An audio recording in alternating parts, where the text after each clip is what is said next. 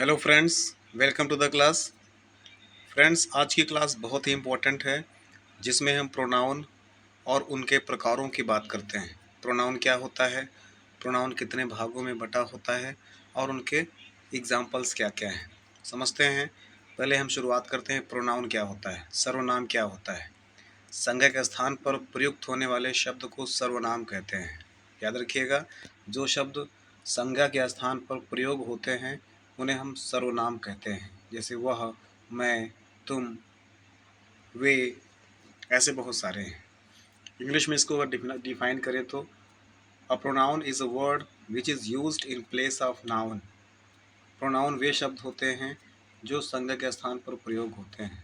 A pronoun is a word used in a place of noun, जैसे he, she, it, I, you, etcetera. ठीक है ना। तो चलिए अब थोड़ा सा और समझते हैं, जैसे एग्जांपल से समझते हैं कि प्रोनाउन की आवश्यकता क्यों पड़ती है। जब नाउन ऑलरेडी था हमारे पास तो हमको प्रोनाउन की आवश्यकता क्यों पड़ी। तो कुछ एग्जांपल से समझते हैं। जैसे कुंदन मेरा दोस्त है, कुंदन अच्छा लड़का है, कुंदन अभी स्कूल जा रहा है और कुंदन के पिताजी एक व्यापारी हैं। यहाँ पर आप देख रहे हैं बार बार कुंदन कुंदन कुंदन आ रहा है, जो कहीं ना कहीं इरिटेट कर रहा है। इसी इरिटेशन को दूर करने के लिए हमने प्रोनाउन का यूज़ करना शुरू किया। इसे नीचे दिया हुआ है, इस वाक्य में कुंदन नाम बार बार लेने से वाक्य अच्छा नहीं लग रहा है, भद्दा सा लग रहा है, जिस कारण से प्रोनाउन बनाया गया। दोस्तों, इसीलिए किसी भी नाउन को वाक्य में बार बार इस्तेमाल होने से रोकने के लिए ही प्रोनाउन का प्रयोग किया जाता है। समझते हैं। प्रोनाउन का मुख्य काम होता है एक पैराग्राफ में नाउन को बार बार होने से रोकना, ताकि सेंटेंस पढ़ने, बोलने और सुनने में अच्छा लगे। अब अभी तक जो हमने ऊपर वाक्यों को प्रोनाउन के सहारे हम जो हमने भी बार बार नाम लिखा था, अब उसको हम कुंदन को प्रोनाउन लगा करके शुरुआत करते हैं। अर्थात जहाँ पर हमने बार बार कुंदन यूज़ किया था वहाँ हम एक बार कुंदन लिखेंगे और उसके बाद उस कुंदन का प्रोनाउन बार बार लिखेंगे। जैसे कुंदन मेरा दोस्त है, वह एक अच्छा लड़का है, वह अभी स्कूल जा रहा है और उसके पिताजी एक व्यापारी हैं। कितना अच्छा वाक्य लग रहा है। एक बार कुंदन आ गया और उसके बाद कुंदन के स्थान पर हमने उससे रिलेटेड प्रोनाउन यूज़ किया। अर्थात एक बार हमने नाउन लिखा, कुंदन एक नाउन है, और उसके बाद उस नाउन के स्थान पर हमने प्रोनाउन यूज़ किया। अर्थात नाउन के स्थान पर प्रयोग होने वाले शब्द को ही तो प्रोनाउन कहते हैं। यहाँ पर वह और उसके, ये प्रोनाउन हो गया। अब दोस्तों हम समझते हैं काइंड्स ऑफ प्रोनाउन। इसको डिटेल में हम लोग समझेंगे। वीडियो थोड़ा बड़ा होगा लेकिन आई होप आपको समझ में अच्छे से आएगा। तो प्रोनाउन के प्रकार कौन कौन से हैं। पहला है दोस्तों, प्रोनाउन के 9 प्रकार होते हैं। जैसे पर्सनल प्रोनाउन, जिसे हम हिंदी में व्यक्तिवाचक संज्ञा या व्यक्तिवाचक सर्वनाम कहते हैं। दूसरा है रिफ्लेक्सिव प्रोनाउन, जिसको हम निजवाचक सर्वनाम कहते हैं। फिर इसके बाद है इम्फैटिक प्रोनाउन, जिसे हम बलदायक सर्वनाम कहते हैं। डेमोन्स्ट्रेटिव प्रोनाउन, संकेतवाचक सर्वनाम। इंडेफिनिट प्रोनाउन, अनिश्चयवाचक सर्वनाम। डिस्ट्रीब्यूटिव प्रोनाउन, वितरणवाचक सर्वनाम। रेसिप्रोकल प्रोनाउन, परस्पर बोधक सर्वनाम। और रिलेटिव प्रोनाउन, संबंधवाचक सर्वनाम। और अंतिम है इंट्रोगेटिव प्रोनाउन, प्रश्नवाचक सर्वनाम। तो दोस्तों, ये 9 प्रकार के मुख्य प्रोनाउंस होते हैं। अब एक एक को हम डिटेल में समझेंगे। पहला नंबर आता है पर्सनल प्रोनाउन, जिसको हम हिंदी में व्यक्तिवाचक सर्वनाम कहते हैं। ये क्या होता है। जिस प्रोनाउन का प्रयोग वाक्य में सब्जेक्ट या कर्ता के रूप में, ऑब्जेक्ट कर्म के रूप में, या दूसरी वस्तुओं के अधिकार बताने के लिए किया जाता है, उसे हम पर्सनल प्रोनाउन कहते हैं। एक बार मैं फिर से रिपीट कर रहा हूँ। पर्सनल प्रोनाउन अर्थात व्यक्तिवाचक सर्वनाम जो पर्सनलाइज करते हैं, अर्थात किसी विशेष व्यक्ति, वस्तु या स्थान की बात करते हैं, पर्सन की बात करते हैं। तो जिस प्रोनाउन का प्रयोग वाक्य में सब्जेक्ट या कर्ता के रूप में, ऑब्जेक्ट कर्म के रूप में, या दूसरी वस्तुओं के अधिकार बताने के लिए किया जाता है, उसे हम पर्सनल प्रोनाउन कहते हैं। एग्जाम्पल के द्वारा समझते हैं, जैसे मैं, अर्थात मैं यह मेरा है, अधिकार की बात हो रही है। हम या हम लोग, वी, वह, ही और she, it, me, mine, his, hers, they, theirs, मतलब ये सभी जो हमारे शब्द हैं, जो प्रोनाउन हैं, ये पर्सनल प्रोनाउन में आते हैं, क्योंकि ये निजता की बात करते हैं, ये स्वयं की बात करते हैं, ये किसी अधिकार की बात करते हैं। ठीक है ना। अब थोड़ा सा और समझते हैं इसको। इसको इंग्लिश में क्या होगा? Personal pronouns are associates with peculiar person. Example, I, we, he, she, it, mine, his, hers, me, etcetera. दोस्तों, पर्सनल प्रोनाउन हम पर्सनल प्रोनाउन को हम फिर से 3 भागों में बांट सकते हैं। याद रखिएगा, पर्सनल प्रोनाउन को हम फिर से 3 भागों में बांट सकते हैं, जैसे सब्जेक्टिव प्रोनाउन, ऑब्जेक्टिव प्रोनाउन और possessive pronoun. Subjective pronoun means जो एक प्रकार से सब्जेक्ट के रूप में होता है। ऑब्जेक्टिव प्रोनाउन ऐसे प्रोनाउन जो ऑब्जेक्ट का कार्य करते हैं। और पोसेसिव प्रोनाउन ऐसे प्रोनाउन जो पोसेसिव अर्थात अधिकारवाचक सर्वनाम की बात करते हैं। एक एक को समझते हैं। सब्जेक्टिव प्रोनाउन क्या होता है? जब पर्सनल प्रोनाउन का इस्तेमाल सब्जेक्ट की तरह होता है तो इसे सब्जेक्टिव प्रोनाउन कहते हैं, अर्थात जहाँ पर प्रोनाउन को सब्जेक्ट के रूप में रखा जाता है वो होता है सब्जेक्टिव प्रोनाउन। इसको इंग्लिश में डिफिनीशन समझते हैं। A subjective pronoun acts as the subject of a sentence. It performs the action of the verb. Example के द्वारा समझते हैं। I am going to school. यहाँ पर देखिए आई क्या है? सब्जेक्ट का कार्य कर रहा है, इसलिए ये सब्जेक्टिव प्रोनाउन होगा। I am going to school, यहाँ पर आई सब्जेक्टिव प्रोनाउन है। जैसे दूसरा एग्जांपल है, वी आर हैप्पी, हम खुश हैं। वी सब्जेक्ट के रूप में है, इसलिए वी प्रोनाउन तो है, आई, वी और ही तीनों। तीसरा एग्जांपल है, ही वेंट टू दिल्ली, वो दिल्ली गया। हाँ, आई, वी और ही जितने भी इसमें सब्जेक्ट लिखे हैं, इसमें जितने भी सब्जेक्ट हैं वो प्रोनाउन है, इसलिए ये कहलाएगा सब्जेक्टिव प्रोनाउन। इसी तरह से शी, इट, दे का प्रयोग भी सब्जेक्ट की तरह होता है और ये सभी दोस्तों सब्जेक्टिव प्रोनाउंस कहलाते हैं। इसके बाद नंबर आता है ऑब्जेक्टिव प्रोनाउन का। ऑब्जेक्टिव प्रोनाउन पर्सनल प्रोनाउन में दूसरा है ऑब्जेक्टिव प्रोनाउन। ऑब्जेक्टिव प्रोनाउन क्या होता है? जब पर्सनल प्रोनाउन का इस्तेमाल ऑब्जेक्ट की तरह होता है तो इसे ऑब्जेक्टिव प्रोनाउन कहते हैं। ऐसे प्रोनाउन जो ऑब्जेक्ट के रूप में प्रयोग होते हैं उन्हें हम ऑब्जेक्टिव प्रोनाउन कहते हैं। चलिए इसको इंग्लिश में डिफाइन कैसे करेंगे। एन ऑब्जेक्टिव प्रोनाउन, यहाँ पे एन बना लीजिए। An objective pronoun acts as the subject of a sentence. It receives the action of the verbs. Example के द्वारा समझते हैं इसे। Ram was with me, Ram मेरे साथ था। देखो, राम वाज विद मी, यहाँ पर मी है, ऑब्जेक्टिव रूप में आ रहा है, इसलिए यह ऑब्जेक्टिव प्रोनाउन होगा। उसी प्रकार से गीता कॉल्स मी, गीता मुझे पुकारती है, यहाँ पर गीता कॉल्स अस है। अस यहाँ पर शी लव्स यू, तो यहाँ पर मी, अस और यू ये ऑब्जेक्ट के रूप में यूज हुए हैं, इसलिए यह ऑब्जेक्टिव प्रोनाउंस होते हैं। तो दोस्तों, ऊपर के वाक्यों में प्रोनाउन का प्रयोग ऑब्जेक्ट की तरह हुआ है, इसलिए यह सब ऑब्जेक्टिव प्रोनाउन है। इसी तरह से और बहुत सारी चीज़ें, हिम, हर, इट, देम, दियर, ये सभी ऑब्जेक्टिव के रूप में होते हैं। ठीक है ना, ऑब्जेक्टिव प्रोनाउन कहलाते हैं इसीलिए। तो तीसरा बनता है पोसेसिव प्रोनाउन। ये क्या होता है? हिंदी में कहते हैं इसको अधिकारवाचक सर्वनाम। जब पर्सनल प्रोनाउन का इस्तेमाल किसी वस्तु से किसी का अधिकार बताने के लिए किया जाता है तो उसे पोसेसिव प्रोनाउन कहते हैं, अर्थात ऐसे प्रोनाउन जिनसे किसी व्यक्ति या वस्तु का किसी वस्तु पर किसी वस्तु का अधिकार हो, अर्थात यहाँ पर अधिकार बताने की बात होती है, जैसे यह मेरा है या उसका है, ये उनका है, इस तरह से ना। जैसे इसका भी डिफिनीशन पहले इंग्लिश में समझ लेते हैं। A possessive pronoun tells us who owns a particular things. Example के द्वारा समझते हैं, जैसे दिस बुक इज माइन, यह किताब मेरी है या मेरा है, तो यहाँ पर क्या अधिकार की बात हो रही है। This book is mine, this pen is his, यह पेन उसकी है। दिस इज़ आर्स, यह हमारा है। तो यहाँ पर देखिए माइन, हिज और आर्स, इसका प्रयोग हमने पोसेसिव के रूप में किया है, अधिकार के रूप में किया है, इसलिए यह पोसेसिव प्रोनाउंस होते हैं।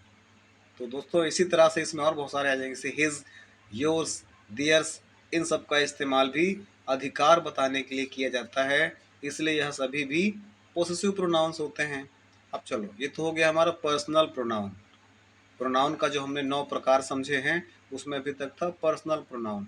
अब इसके बाद दूसरा नंबर आता है रिफ्लेक्सिव प्रोनाउन, निजवाचक सर्वनाम। ये क्या होता है? जब सब्जेक्ट द्वारा किया गया काम का असर भी सब्जेक्ट पर ही पड़ता है तो उसे रिफ्लेक्टिव प्रोनाउन कहते हैं। एक बार फिर से रिपीट करता हूँ, जब सब्जेक्ट द्वारा किया गया काम का असर भी सब्जेक्ट पर ही पड़ता है तो उसे रिफ्लेक्टिव प्रोनाउन कहते हैं। इंग्लिश में pronouns are called reflective pronouns when the action done by the subject turn back या reflects upon the subject। Example के द्वारा समझते हैं, जैसे राम हर्ट हिमसेल्फ, राम ने खुद को चोट पहुंचाई। तो यहाँ पर देखिए खुद को चोट पहुंचाई अर्थात जो काम हो रहा है उसका प्रभाव सब्जेक्ट पर ही है। राम हर्ट हिमसेल्फ, हिमसेल्फ स्वयं, कौन स्वयं? राम स्वयं। यहाँ पर हिमसेल्फ किस पर प्रभाव डाल रहा है? सब्जेक्ट पर ही प्रभाव डाल रहा है। उसी प्रकार से ही किल्ड हिमसेल्फ, उसने खुद को मार डाला। यहाँ पर हिमसेल्फ भी सब्जेक्ट पर ही प्रभाव बना रहा है। तो यहाँ पर हो गया her self, him self, my self, your self, them self, ये सभी क्या होते हैं? ये सभी दोस्तों हमारे रिफ्लेक्टिव प्रोनाउंस में आते हैं। ठीक है ना? तो और बहुत सारे उदाहरण, जैसे राम ने खुद को चोट पहुंचाई। इस वाक्य में सब्जेक्ट द्वारा जो चोट पहुंचा वो किसी और को नहीं बल्कि खुद राम को ही चोट पहुंच रही है, इसलिए हिमसेल्फ यहाँ पर रिफ्लेक्टिव प्रोनाउन का काम कर रहा है। अब चलिए, रिफ्लेक्टिव के बाद क्या आता है? Emphatic pronoun. देखिए रिफ्लेक्टिव और इम्फैटिक में थोड़ा सा अंतर है, वो अंतर क्या है अभी क्लियर हो जाएगा। रिफ्लेक्टिव प्रोनाउन में क्या था? रिफ्लेक्टिव प्रोनाउन में क्या हो रहा था? रिफ्लेक्टिव प्रोनाउन में कार्य का असर सब्जेक्ट पर पड़ रहा था।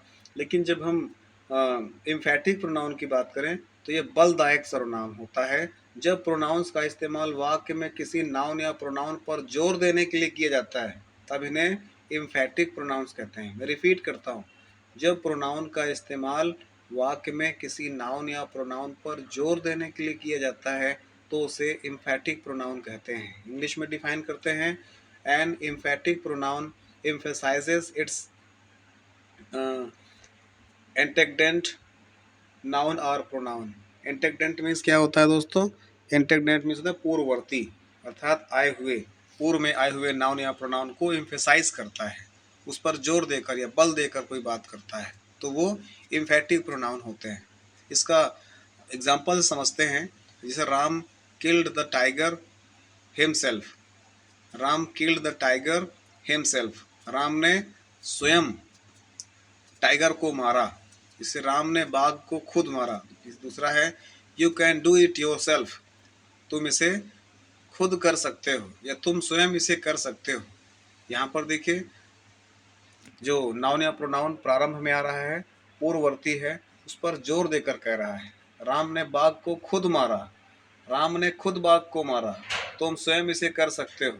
इस प्रकार से ना, जैसे तो जो प्रोनाउन और प्रोनाउंस और रिफ्लेक्टिव प्रोनाउंस और इम्फैटिक प्रोनाउंस बनाने के लिए प्रोनाउंस के अंत में सेल्फ लगाना पड़ता है। अर्थात रिफ्लेक्टिव प्रोनाउन या फिर इम्फैटिक प्रोनाउन बनाने के लिए हमको यहाँ पर सेल्फ, अगर सिंगुलर नंबर है तो सेल्फ, और अगर प्लूरल है तो सेल्फ्स लगाना पड़ता है। सिंगुलर के लिए सेल्फ और प्लूरल के लिए सेल्फ्स लगाना पड़ता है। किसके लिए? सेल्फ सिंगुलर नंबर के लिए और सेल्फ्स प्लूरल के लिए लगाना पड़ता है दोस्तों। जैसे माई सेल्फ सिंगुलर नंबर हो गया, आवर सेल्फ्स प्लूरल हो गया, him self her self singular हो गया, देम सेल्फ्स प्लूरल हो गया। उसी प्रकार से योर सेल्फ और योर सेल्फ्स दोनों हो सकते हैं। ठीक है ना, एटसेट्रा। ऐसी बहुत सारी चीज़ें हैं। यहाँ पर थोड़े गौर से समझने का प्रयास हम लोग करेंगे, क्योंकि रिफ्लेक्सिव प्रोनाउन और इम्फैटिक प्रोनाउन दोनों देखने में एक जैसे ही तो होते हैं। मैंने बताया ना अभी आपको, रिफ्लेक्सिव प्रोनाउन और इम्फैटिक प्रोनाउन देखने में दोनों एक जैसे ही होते हैं। दोनों में अंतर क्या समझते हैं? जैसे myself, ourself, himself, herself, themself, yourself etcetera.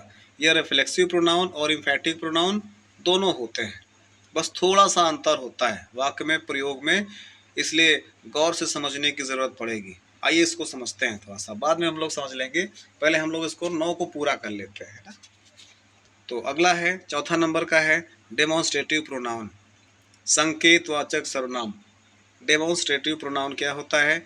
जिस प्रोनाउन का प्रयोग व्यक्तियों या वस्तुओं को सूचित करने के लिए किया जाता है उन्हें डेमोन्स्ट्रेटिव प्रोनाउंस कहते हैं। फिर से सुनिएगा, जिस प्रोनाउन का प्रयोग व्यक्तियों या वस्तुओं को सूचित करने के लिए या संकेत करने के लिए किया जाता है उन्हें डेमोन्स्ट्रेटिव प्रोनाउन कहते हैं। इंग्लिश में समझते हैं, the pronoun used to point out the subject और object to which it refers is called a demonstrative pronoun. जैसे दिस, दैट, दीज, दोज, यह 4 डेमोन्स्ट्रेटिव प्रोनाउंस होते हैं। डेमोन्स्ट्रेटिव प्रोनाउन कौन कौन से हैं?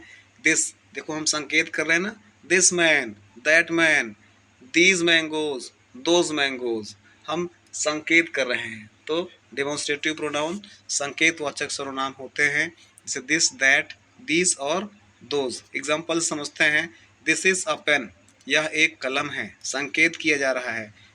जैसे दैट इज़ अ बुक, वह एक किताब है, वह एक किताब है, संकेत किया जा रहा है। दीज आर मोबाइल्स, ये मोबाइल हैं।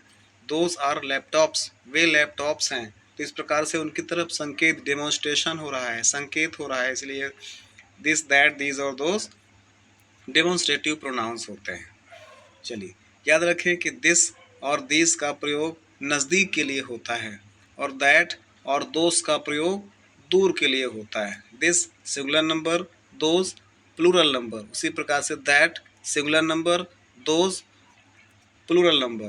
तो दिस और दीज नज़दीक के लिए, दैट और दोस दूर के लिए होता है। और जब नज़दीक में एक वस्तु को सूचित किया जाता है तो दिस का प्रयोग करते हैं सिंगुलर नंबर में, और अगर वो प्लूरल है तो उसके लिए हम लोग दीज का प्रयोग करते हैं।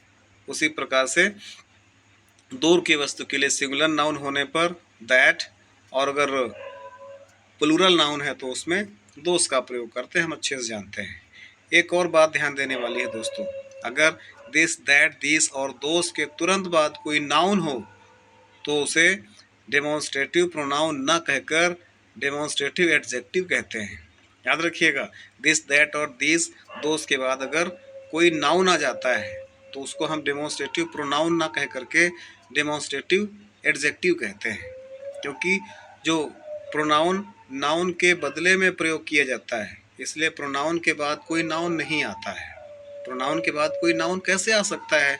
हमने तो उस नाउन के स्थान पर खुद प्रोनाउन का प्रयोग कर दिया है, तो वहाँ प्रोनाउन आने का कोई सवाल ही नहीं बनता है। इसलिए अगर कोई प्रोनाउन के बाद कोई नाउन आता है तो वो क्या बन जाता है दोस्तों? वो बन जाता है डेमोन्स्ट्रेटिव एडजेक्टिव बन जाता है। ठीक है ना?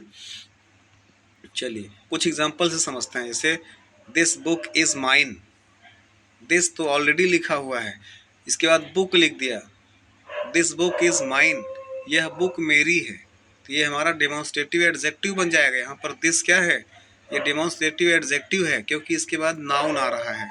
बुक एक नाउन है। जैसे दैट हैट इज़ योर्स, यह हैट आपकी है, मेरी नहीं। यह हैट या टोपी आपकी है। तो इस प्रकार से क्या, ये डेमोन्स्ट्रेटिव एडजेक्टिव कार्य कर रहा है। दीज काउज, जैसे दोज ऑक्सेज, इस प्रकार से ना।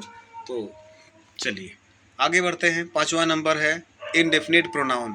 इनडेफिनिट मीन्स अनिश्चय, अर्थात इनडेफिनिट प्रोनाउन अनिश्चयवाचक सर्वनाम। ये क्या होता है दोस्तों? जिस प्रोनाउन से किसी निश्चित व्यक्ति या वस्तु का बोध नहीं होता है उसे इनडेफिनिट प्रोनाउन कहते हैं। इनडेफिनिट से क्या? अनिश्चित, अर्थात जिस प्रोनाउन से किसी निश्चित व्यक्ति या वस्तु का बोध नहीं होता है उसे इनडेफिनिट या अनिश्चयवाचक सर्वनाम कहते हैं। इंग्लिश में डिफाइन करते हैं, an indefinite pronoun refers to person or things in a general way and does not refer to any person or thing in particular। Example के द्वारा समझते हैं। नथिंग इज इम्पॉसिबल, देखो यहाँ पर नथिंग, नथिंग इज इम्पॉसिबल, कुछ भी असंभव नहीं है। तो यहाँ पर नथिंग से क्या लग रहा है? नथिंग जो है किसी इनडायरेक्ट प्रोनाउन की बात कर रहा है। अनिश्चित, नथिंग, कुछ भी नहीं, अर्थात यहाँ पर किसी व्यक्ति, वस्तु, स्थान, प्राणी की बात, अर्थात कोई नाम तो लिया नहीं गया है, इसलिए यह अनिश्चित प्रोनाउन है, इनडेफिनिट प्रोनाउन है। तो नथिंग इज इम्पॉसिबल, जैसे सम आर गुड, कुछ अच्छे हैं, कौन अच्छे हैं इसके बारे में बात नहीं किया गया, ये क्या है, इनडेफिनिट प्रोनाउन है। उसी प्रकार से नोबडी कैन डिफीट हिम, उसे कोई नहीं हरा सकता, तो यहाँ पर नोबडी क्या हो गया, इनडेफिनिट प्रोनाउन है। नोबडी मीन्स कोई नहीं, अर्थात किसी का नाम नहीं लिया गया यहाँ पर। तो नथिंग, सम, नोबडी, एनीबडी, ये सभी क्या हैं, इनडेफिनिट प्रोनाउंस होते हैं। और यहाँ ध्यान देने वाली बात यह है कि अगर इंडेफिनिट प्रोनाउन के तुरंत बाद कोई संज्ञा हो तो वो भी इंडेफिनिट एडजेक्टिव हो जाता है। याद रखिएगा, अगर कोई इंडेफिनिट प्रोनाउन है उसके बाद कोई नाउन आ गया तो वो फिर इंडेफिनिट एडजेक्टिव होता है। जिस प्रकार से अभी उधर था ना, नाउन आने पर, भाई नाउन के स्थान पर तो प्रोनाउन लिखा गया है, तो अगर प्रोनाउन के बाद फिर नाउन आ रहा है तो वो हमारा जो है प्रोनाउन ना होकर के क्या, इंडेफिनिट एडजेक्टिव बन जाता है, अर्थात एडजेक्टिव का कार्य करने लगता है। जैसे लिखा हुआ है सम बॉयज आर हैप्पी, कुछ बच्चे खुश हैं। ऑल मेन आर फुलिश, सभी इंसान मूर्ख हैं, सभी आदमी मूर्ख हैं। मेनी गर्ल्स हैव कम, बहुत सी लड़कियां आ चुकी हैं। तो यहाँ पर देखो सम के बाद बॉयज, बॉयज नाउन है। ऑल, ऑल के बाद मेन, मेन एक नाउन है। मेनी, मेनी के बाद गर्ल्स, गर्ल्स नाउन है। तो यहाँ पर सम, ऑल और मेनी, ये तो इंडेफिनिट प्रोनाउन हो गया, लेकिन इसके बाद बॉय आ रहा है, मेन आ रहा है, गर्ल्स आ रहा है, जो कि नाउन है। तो इस प्रकार से सम, ऑल और मेनी यहाँ पर इंडेफिनिट एडजेक्टिव का कार्य कर रहे हैं। चलिए 6 नंबर का है डिस्ट्रीब्यूटिव प्रोनाउन। डिस्ट्रीब्यूशन से क्या, वितरण ना, तो डिस्ट्रीब्यूटिव प्रोनाउन वितरणवाचक सर्वनाम। दोस्तों, जिस प्रोनाउन का प्रयोग दो या दो से अधिक व्यक्तियों या वस्तुओं में से एक या एक से या एक भी नहीं का बोध कराने के लिए किया जाता है, उसे हम, उस प्रोनाउन को हम डिस्ट्रीब्यूटिव प्रोनाउन कहते हैं। एक बार रिपीट करता हूँ, जिस प्रोनाउन का प्रयोग दो या दो से अधिक व्यक्तियों या वस्तुओं में से एक या एक भी नहीं का बोध कराने के लिए किया जाता है, उसे हम डिस्ट्रीब्यूटिव प्रोनाउंस कहते हैं। जैसे ईच, ईच मीन्स प्रत्येक, तो सभी की बात हो रही है ना, दो या दो से अधिक की बात हो रही है, हर एक की बात हो रही है। आइदर, तुम दोनों में से कोई एक, कोई एक की बात हो रही है। यहाँ पर नाइदर भी तो आ सकता है ना। तो इस प्रकार से डिस्ट्रीब्यूटिव प्रोनाउन क्या होते हैं, ऐसे प्रोनाउन जिस प्रोनाउन का प्रयोग दो या दो से अधिक व्यक्तियों या वस्तुओं में से एक या एक भी नहीं का बोध कराया जाए। जैसे ईच प्रत्येक, ईदर दोनों में से कोई एक, अगर नीदर आ गया, इधर और नीदर नार सुने ना, तो इस प्रकार से डिस्ट्रीब्यूटिव प्रोनाउन में आते हैं। इसकी इंग्लिश में डेफिनेशन देखिए, the pronouns that refer to present two person और things one at a time are called distributive pronoun.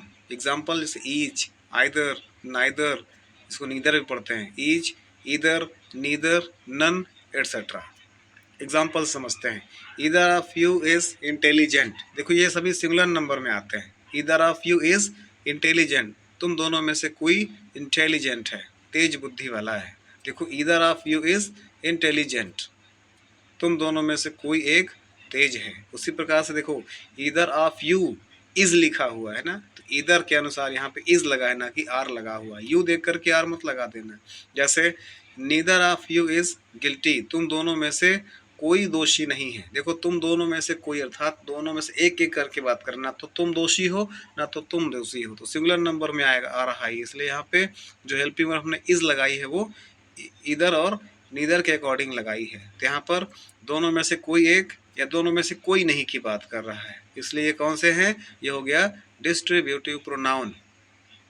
दोस्तों आगे बढ़ते हैं, चलिए। अच्छा, अगर डिस्ट्रीब्यूटिव प्रोनाउन के तुरंत बाद कोई नाउन आ गया तो वो डिस्ट्रीब्यूटिव एडजेक्टिव होता है, जिसे हम पहले समझ चुके हैं। जैसे ईच बॉय इज गुड, प्रत्येक बच्चा अच्छा है, तो ईच के बाद बॉय आ रहा है, नाउन है। ईच, ईदर और नीदर, ये तो हमारे डिस्ट्रीब्यूटिव प्रोनाउन हो गए। इसके बाद देखो बॉय, बुक और रोड, ये नाउन का कार्य कर रहे हैं, तो डिस्ट्रीब्यूटिव प्रोनाउन के बाद कोई नाउन आ जाता है तो वो जो डिस्ट्रीब्यूटिव प्रोनाउन ना होकर के डिस्ट्रीब्यूटिव एडजेक्टिव हो जाता है। इसलिए यहाँ पे ईच, ईदर और नीदर डिस्ट्रीब्यूटिव एडजेक्टिव है। अगला नंबर 7वां है रेसिप्रोकल प्रोनाउन। रेसिप्रोकल मीन्स परस्पर बोधक। तो रेसिप्रोकल प्रोनाउन परस्पर बोधक सर्वनाम। ये क्या होता है? Each, other and one another को रेसिप्रोकल प्रोनाउन कहते हैं। ईच अदर और वन अनदर को रेसिप्रोकल प्रोनाउन कहते हैं। Each other and one another are called reciprocal pronoun. दोस्तों, रेसिप्रोकल का अर्थ होता है परस्पर, यानी कि आपस में। जैसे Rahul and Deepa love each other. Rahul और दीपा एक दूसरे से प्रेम करते हैं। तो ये परस्पर हो रहा है ना, इसलिए रेसिप्रोकल प्रोनाउन होगा। जैसे Kundan, Kunal and Kaushal are beating one another. Kundan, Kunal और कौशल एक दूसरे को पीट रहे हैं। यहाँ पर भी वन अनदर की बात हो रही है, एक दूसरे की बात हो रही है, इसलिए ये रेसिप्रोकल प्रोनाउन है।